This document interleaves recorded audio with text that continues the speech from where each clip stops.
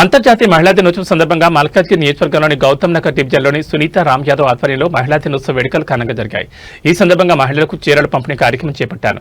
కార్యక్రమానికి ముఖ్య అతిథిగా మల్కాజ్గిరి ఎమ్మెల్యే మర్రి రాజశేఖర రెడ్డి పాల్గొన్నారు. ఈ సందర్భంగా ఎమ్మెల్యే మర్రి రాజశేఖర రెడ్డి మాట్లాడుతూ మహిళా దినోత్సవం సందర్భంగా ఇంత పెద్ద ఎత్తున మహిళలు విచ్చేసినందుకు ఎంతో ఆనందంగా ఉందని, ప్రతి మగవాడి విజయం వెనుక ఆడవాళ్ల పాత్ర ఉంటుందని ఎమ్మెల్యే అన్నారు.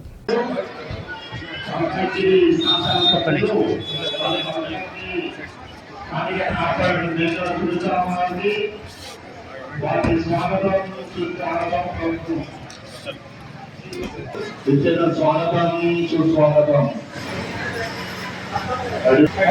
జై తెలంగాణ నాయకులు స్వాగతం పలికి అన్నకి జై తెలంగాణ.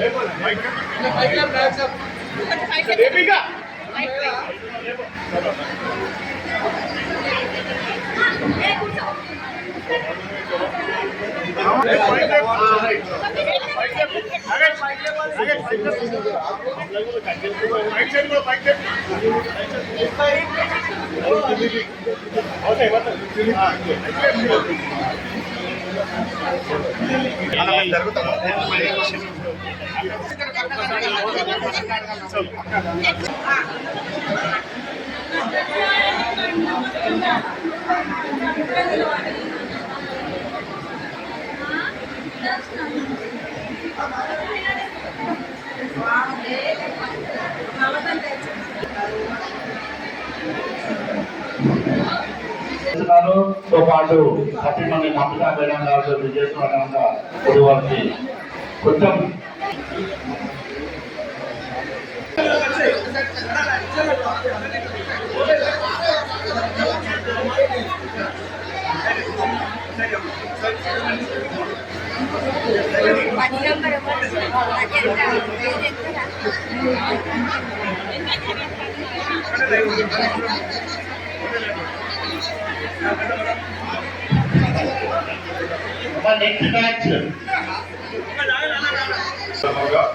ఇవాళ మా సునీత రామ్ యాదవ్ గారు 141 డివిజన్ గౌతమ్ నగర్ లో పెద్ద ఎత్తున మహిళలకు ప్రోగ్రామ్ చేశారు. ఇంకా ఎందరో సక్సెస్ఫుల్ మహిళలందరినీ సత్కరించుకొని, అంటే వాళ్ళు ఆశా వర్కర్లు కావచ్చు, ఆర్పీలు కావచ్చు, సమైక్య ప్రెసిడెంట్లు కావచ్చు, అంగన్వాడీ టీచర్లు కావచ్చు, అదేవిధంగా జిహెచ్ఎంసీ వర్కర్లు కావచ్చు, వాళ్ళందరినీ ఇక్కడ పిలిపించుకొని వాళ్ళని చీరలతో సత్కరిస్తున్న ఇవాళ ఒక గొప్ప మహిళా నాయకురాలు మా సునీత రామ్ యాదవ్ గారు. ఇవాళ మనం ఇక్కడ చూస్తున్నాం, ఎందరో మంది మహిళలకు ప్రోత్సహిస్తే ఏ లెవెల్కి వస్తారో, ఏ లెవెల్ ఎదుగుతారో మనం అందరం కూడా ఇక్కడ వాళ్ళని చూస్తే అర్థమవుతుంది. కాబట్టి మనం ప్రతి ఒక్కరం వాళ్ళకి చేయూతనిస్తే వాళ్ళ కుటుంబమే కాకుండా ఒక సమాజమే కాకుండా దేశం కూడా ప్రగతి సాధిస్తుందని పూర్తిగా నమ్మిన వాళ్ళని నేను. ఎందుకంటే ఇవాళ మా అమ్మ పేరు మీద అరుంధతి హాస్పిటల్ ఏ విధంగా అయితే ఆమె స్ఫూర్తినిచ్చి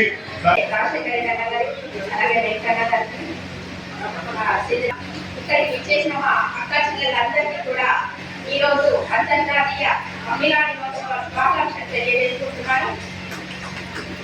మిమ్మల్ని అందరినీ చూస్తుంటే నాకైతే పండుగ పండుగలా ఉంది. ఆడవాళ్ళందరూ కూడా ఇలా బయటికి వచ్చి ప్రతి ఒక్క దాంట్లో కూడా పార్టిసిపేషన్ ఉండాలి అని చెప్పేసి మనస్ఫూర్తిగా కోరుకుంటున్నాను. ఇప్పుడు అన్ని రంగాలలో కూడా లేడీస్ ముందుంటున్నారు. ప్రతి ఒక అమ్మగా, ఒక అక్కగా, ఒక చెల్లిగా ఆడవాళ్ళు అనేది లేనిదే ఎవరికి కూడా ఒక పని కూడా ముందుకు సాగదని చెప్పేసి కూడా నేను తెలియజేసుకుంటున్నాను. మీ అందరికీ కూడా నా హృదయపూర్వక నమస్కారం. అదేవిధంగా మన మర్రి రాజశేఖర రెడ్డి గారు ఎప్పుడు కూడా ప్రజల్లో ఉండే మనిషి, ప్రజలతో ఉండాలి, ప్రజల్లో మమేకమై ఉండాలి, వాళ్ళ సమస్యలు తెలుసుకోవాలి.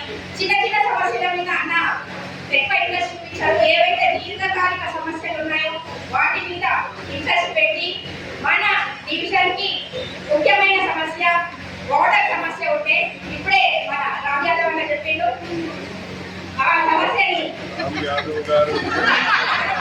సమస్య రిజర్వాయర్ మాకు రిజర్వాయర్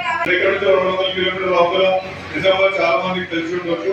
ఆ నిజామాబాద్ ప్రాంతం నుంచి ఆమె క్రికెటింగ్ వాళ్ళది అంటే 11 మంది వాళ్ళ ఇంట్లో అక్క చెల్లెళ్ళు అన్నదమ్ములు అంతా కలిసి 11 మంది. వాళ్ళకి ఎప్పుడు ఏ ఇబ్బంది ఉన్నా ఆడ ఒక గవర్నమెంట్ హాస్పిటల్ ఉంటుండే.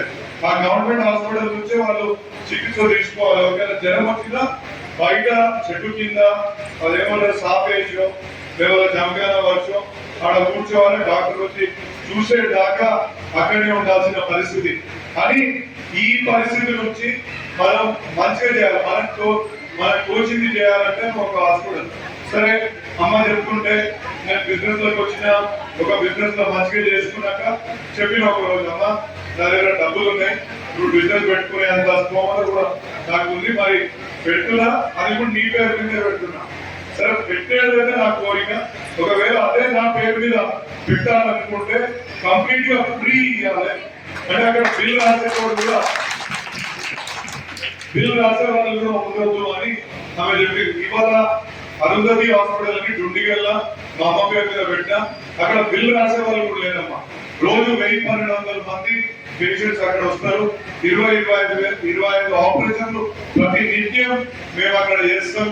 అందులో పెద్ద ఆపరేషన్ ఉండొచ్చు, ఈ మన అంటే ప్రతిదీ కిడ్నీల స్టోన్ కావచ్చు, కంటి ఆపరేషన్ కావచ్చు, పళ్ళ ఆపరేషన్ కావచ్చు, గుండె ఆపరేషన్ కావచ్చు, ఎంఆర్ఐ పరీక్షలు కావచ్చు, ఎండోస్కోప్ వేసుకుంటే ఆ పరీక్ష కావచ్చు, ఇంకా అనేక టెస్టులు కూడా అక్కడ ఫ్రీగా చేస్తారు. కేవలం మా అమ్మ స్ఫూర్తి నింపి ముందుకు పంపించింది కాబట్టి ఆ విధంగా చేయగలుగుతాం. ఎందుకు చెప్తున్నా అంటే ఒక తల్లి తన పిల్లలకు స్ఫూర్తి నింపి ముందుకు పంపిస్తే ఏ విధంగా పిల్లలు తయారవుతారు అనే దానికి ఇలా మహిళా దినోత్సవం సందర్భంగా ఆమె పూర్తిగా ఇవాళ కూడా ఆమె చదవకుండా అప్పుడప్పుడు అక్కడికి వచ్చి ఫ్రీ చేస్తున్నామని అడుగుతుంది. వాటర్ వస్తుంది, మీకు అసలు వాటర్ సమస్య ఉంటుంది.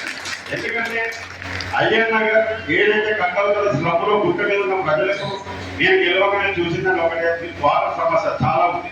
అది ఏ విధంగా తీర్చాలనే దానికంటే నేను ఒక ప్రణాళిక పెట్టుకొని నాకంటూ ఒక అజెండా పెట్టుకొని దాన్ని ఇంప్లిమెంట్ చేయాలన్నది రిజర్వాయర్ ఒకటి, ఆరోగ్యం ఒకటి గురించి తెలియనాం.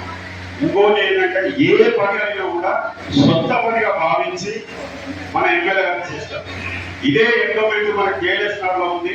ఎండోమెంట్ భూముల మీద ఎండోమెంట్ అధికారులు వచ్చి తాళాలు వేస్తే ఆ రోజు మేము వచ్చి మా ఎమ్మెల్యే గారు వచ్చి అవిటిని కాపాడి అందరు సొంత నిధులు ఒక 10 లక్షలు, ఎందుకంటే అన్న ఎవరికి కనిపించడు డబ్బులు పెట్టింది, 10 లక్షలు సొంతంగా అడ్వకేటర్ పెట్టి ఎండోమెంట్ భూముల మీద పర్మనెంట్ స్టే ఆర్డర్ తీసుకొచ్చిన ఘనత కూడా మన రాజశేఖర కన్నా గారి. ఇట్లా చెప్పుకుంటూ పోతే చాలా ఉన్నాయి. కాకపోతే కరెక్ట్ గా కనిపించదన్నట్టు అన్న కూడా కనిపించడు, కానీ పని చేసుకుంటూ పోతూనే ఉంటాడు. ఒక మంచి ఎమ్మెల్యే దొరికిందమ్మా మనకు.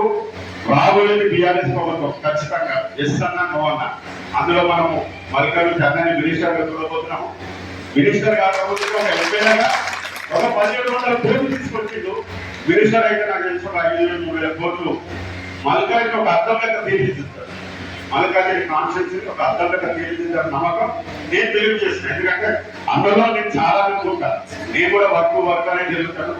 నాకంటే ప్రజలకు చాలా ఇంట్రెస్ట్ తిరిగి ఏ డీజల్లో ఏ పని పెట్టి ఉంది అన్న దాంట్లో చాలా దృఢ విషయంతో పొద్దున మార్నింగ్ 9:30 ఆఫీస్కి వస్తాడు, 11:30 వరకు కూడా. మీరు ఎప్పుడు ఎవరికైనా డైరెక్ట్